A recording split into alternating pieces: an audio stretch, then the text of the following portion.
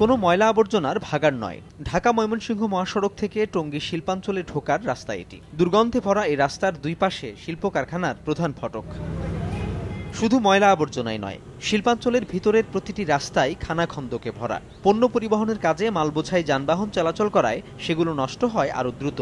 শুকনো মৌসুমে ধুলোবালি আর বর্ষায় পানি জমে গর্তগুলোতে। শ্রমিকরা বলছেন, দুই একবার সংস্কার হলেও তা খুব একটা মানসম্মত হয়নি। এইখানে একটা ডাস্টবিন করছে, এই ডাস্টবিনের জন্য গন্ধে ডিউটি করা খুব দুর্বল হয়ে গেছে। গন্ধে থাকা যায় না, অনেকে অসুস্থ হয়ে পড়েছে।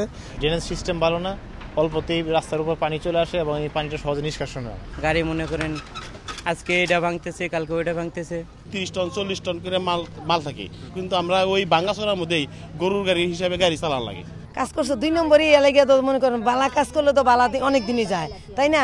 শিল্পাঞ্চলের ভিতরে বেশিরভাগ রাস্তার দুই পাশ দখল করে নিয়েছে প্রভাবশালীরা।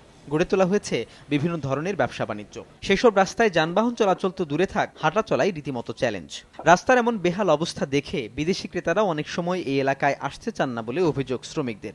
অবশ্য ভারপ্রাপ্ত সিটি মেয়র বলছেন, নতুন করে আবারও সংস্কার কাজ হাতে নিয়েছেন তারা। শিল্পাঞ্চলের ভিতর দিয়ে 14 কোটি টাকা ব্যয়ে আমরা রাস্তাটা করতেছি এবং প্রত্যেকটা কাজের গুণগত মান আমরা চেষ্টা করছি যে শতভাগ নিশ্চিন্ত করার জন্য। হয়তো অনেক ক্ষেত্রে 19-20 হতে পারে, তবে আমার মনে হয় যে এই ধরনের কোনো অভিযোগ আমার নেওয়ার কোনো সুযোগ নেই। এই ধরনের কাজ আমার সময় করতে পারবে না, সে যেই হোক। তিনি বলছেন, নতুন পরিকল্পনা অনুযায়ী কাজ শেষ হলে শুধু শিল্পাঞ্চল নয়, বরং পাল্টে যাবে পুরো গাজীপুরের চিত্র।